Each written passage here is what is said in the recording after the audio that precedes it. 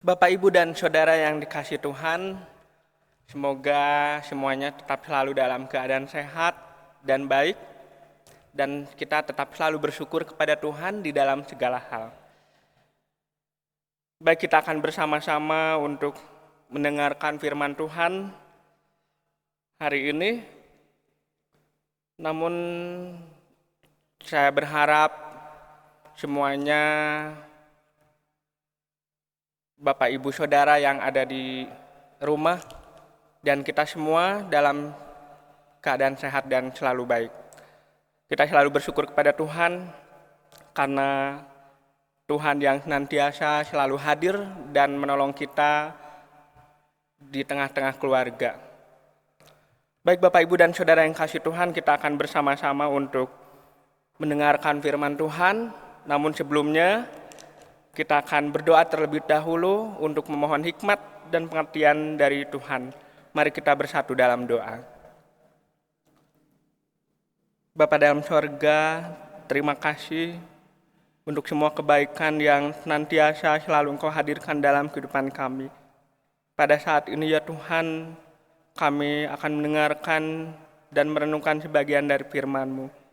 Bersabdalah kepada kami, berikan kami hikmat pengertian yang berasal dari Engkau. Bukalah mata, hati, dan telinga kami ya Tuhan. Dalam nama Tuhan Yesus kami berdoa dan mengucap syukur. Amin. Bapak, Ibu, dan Saudara yang kasih Tuhan, kita akan bersama-sama membuka firman Tuhan dalam Kejadian pasal 35 ayat 16 sampai 17. Saya akan bacakan untuk Bapak, Ibu, dan Saudara sekalian. Kelahiran Benyamin, Rahel mati. Sesudah itu berangkatlah mereka dari Betel. Ketika mereka tidak berapa jauh lagi dari Efrata, bersalinlah Rahel, dan bersalinnya itu sangat sukar. Sedang ia sangat sukar bersalin, berkatalah bidan kepadanya, "Janganlah takut, sekali ini pun anak laki-laki yang kau dapat." Bapak, Ibu, dan Saudara yang kasih Tuhan, ini ada sebuah cerita. Di sini ada seorang bidan bernama Bidan Mami. Bidan Mami ini telah melayani masyarakat selama lebih dari 40 tahun. Disebut Bidan Mami karena panggilannya itu, Mami adalah panggilan sehari-hari di rumah, yang kemudian juga menjadi sapaan akrab bagi warga sekitar dan warga di gereja. Menurut beliau, keadaan saat ini jauh lebih baik dari masa di mana dokter spesialis kandungan masih langka pada waktu itu. Bidan Mami juga berada pada periode di mana belum banyak orang yang memiliki akses dan kesempatan untuk menjalani operasi sesar pada kasus persalinan yang sangat sukar.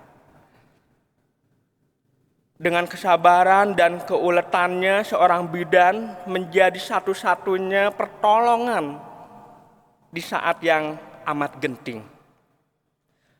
Menurut Bidan Mami ini adalah kunci menjadi seorang bidan itu harus bisa meyakinkan ibu yang hendak bersalin bahwa persalinan normal dapat dilakukan. Prosesi seorang bidan di era modern ternyata mewarisi spirit bidan di zaman perjanjian lama. Bapak, Ibu, dan Saudara yang kasih Tuhan, di sini tokoh Alexander McAllister menyebutkan bahwa seorang bidan di Israel dan sebelumnya biasanya adalah saudara perempuan yang lebih tua atau sahabat dari ibu yang sedang mengandung. Karena pada masa itu tidak ada sekolah khusus. Para perempuan yang menjadi bidan itu mereka belajar dari pengalamannya mereka sendiri. Sehingga proses persalinan yang dialaminya sendiri secara tidak langsung menjadi semacam media untuk berlatih dan guru pertama baginya untuk menjadi seorang bidan. Bapak, Ibu, dan Saudara yang kasih Tuhan, perempuan yang kemudian sungguh-sungguh menjadi bidan adalah mereka yang menetapkan diri untuk belajar lebih lanjut dan mendalami sebuah proses persalinan. Bapak, Ibu, dan Saudara yang kasih Tuhan, sebagai tambahan informasi dalam ensiklopedia wanita Yahudi, dijelaskan juga bahwa seorang bidan Israel kuno biasanya adalah seorang yang bijaksana, seorang yang memiliki jiwa seni, seorang yang perawat yang sabar, dan ia tidak bosan datang untuk mendampingi ibu yang akan melahirkan bahkan sejak awal mengandung. Sebab itu seorang bidan memiliki kemampuan untuk memberikan pelayanan yang holistik. Ia tidak hanya menolong persalinan tetapi juga selalu hadir untuk memberikan kekuatan, untuk menguatkan, untuk menghibur seorang ibu yang sedang mengandung hingga persalinannya. Bapak, Ibu, dan Saudara yang kasih Tuhan, dalam proses persalinan pada zaman itu dan lama setelahnya, suami pada waktu itu tidak mendampingi atau tidak berada di ruang persalinan, berbeda dengan zaman sekarang. Oleh karenanya, apapun yang terjadi, seorang ibu yang akan melahirkan sepenuhnya pada waktu itu mengandalkan bidan yang mendampinginya. Menurut beberapa catatan, dalam sebuah proses persalinan Israel biasanya didampingi oleh 2 orang bidan dengan nama dan fungsi yang berbeda-beda.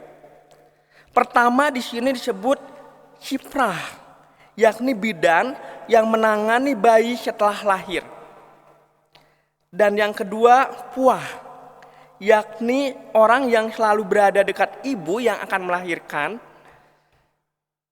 yang selalu membisikkan kata penghiburan dan penguatan, sekaligus melakukan tindakan darurat jika sewaktu diperlukan.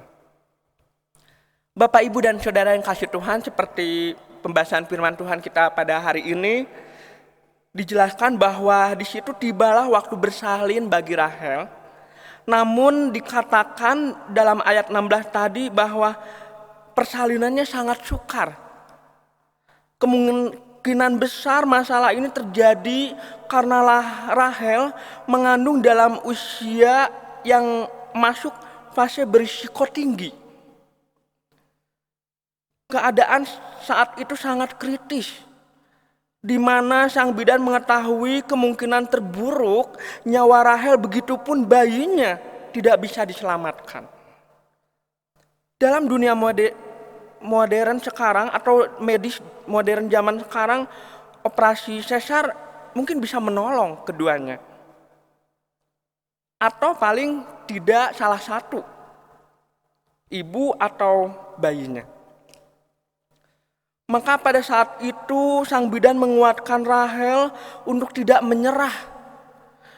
Seperti yang kita baca tadi firman Tuhan, bahwa kalimat yang diusapkan sang bidanlah yang membangkitkan semangat Rahel untuk bertahan hingga anaknya terlahir.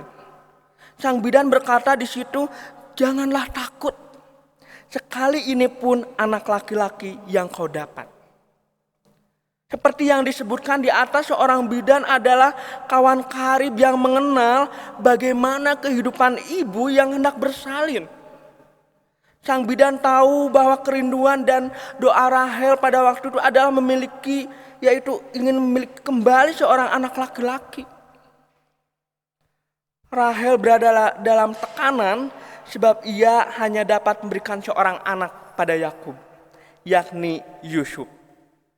Sementara Lea memberi Yakub banyak anak, Rahel memiliki kembali keyakinan bahwa anaknya akan terlahir meski ia bertaruh nyawa. Peristiwa ini mengungkapkan di situ lihat bahwa betapa pentingnya peran dan kehadiran seorang bidan. Ia telah menjadi penolong di saat krisis. Bapak, Ibu, dan Saudara yang kasih Tuhan, perempuan GKP atau Gereja Kristen Pasundan adalah sahabat bagi sesamanya. Ketika berkumpul, bersekutu, bukan hanya sebagai pertumbuhan iman dan kesalehan yang dikejar, tetapi di situ juga tepatnya dipertemukan Allah untuk saling mengenal satu dengan yang lain, untuk saling memahami, saling berbagi satu dengan yang lain. Maka dari itu, hindari pertemuan yang hanya bersifat formalitas atau rutinitas. tetapi perdalamlah relasi setiap individu dan menciptakan persekutuan yang sungguh saling menopang satu dengan yang lain. Menjaga keyakinan dan semangat di tengah krisis adalah itu kunci yang utama. Kadang kita juga mudah patah arang atau kalah duluan sebelum berjuang. Memberikan motivasi kepada sesama yang sedang ditimpa di dalam kesulitan atau persoalan yang ada ini bisa dilakukan oleh setiap orang tanpa memerlukan keahlian yang khusus. Di tengah-tengah keluarga, suami bisa menolong istrinya. Begitu juga istri bisa menolong suaminya. Saling memotivasi, saling membangun satu dengan yang lain ketika mengalami kesulitan di dalam kehidupan. Bapak, Ibu, dan Saudara, di sini tidak memerlukan keahlian yang khusus untuk memberikan semangat motivasi kepada orang lain. Syaratnya yaitu hanya ketulusan dan keyakinan dalam diri. Bahwa Tuhan menempatkan kita dalam situasi kondisi itu bukan kebetulan. Tetapi Tuhan selalu memiliki maksud tertentu yang bermuara pada kebaikan dan damai sejahtera. Bapak, Ibu, dan Saudara yang kasih Tuhan, tokoh bidan adalah salah satu contoh konkret kehadiran seseorang yang melayani secara holistik. Bukan hanya memperhatikan hal yang bersifat material, tetapi juga menyentuh kebutuhan dasar manusia, yakni cinta, kasih, dan keyakinan. Spirit seorang bidan dalam perjanjian lama ini bisa dimiliki oleh bidang profesi apapun, bahkan oleh para penolong dan pejuang keluarga, yakni seorang ibu atau seorang istri. Marilah kita sama-sama, apalagi dalam situasi pandemi COVID-19 yang masih ada dan belum berakhir, di tengah-tengah situasi seperti ini juga kita semua telah dipanggil oleh Tuhan untuk hadir di tengah-tengah, memberikan motivasi, memberikan spirit, memberikan semangat pada orang-orang yang sedang mengalami persoalan atau masalah dalam kehidupan. Tuhan memberkati kita. Amin. Mari kita berdoa. Tuhan, terima kasih untuk firman-Mu pada saat ini yang telah kami dengarkan, kami baca dan renungkan bersama ya Tuhan. Terima kasih firman-Mu yang mengajarkan dan mengingatkan kami ya Tuhan, supaya kami sebagai orang-orang yang percaya kepadamu, jadikanlah kami alat-Mu ya Tuhan, supaya kami dapat menolong, kami dapat berbagi cinta kasih dengan ketulusan dan keyakinan kami ya Tuhan, sehingga kami juga Engkau mampukan supaya kami dapat menolong orang-orang yang mengalami kesulitan dengan apa yang bisa kami lakukan Tuhan.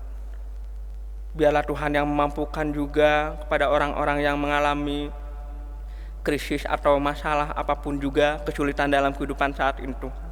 Kau berkati ya Tuhan untuk orang-orang yang mengalami kesulitan.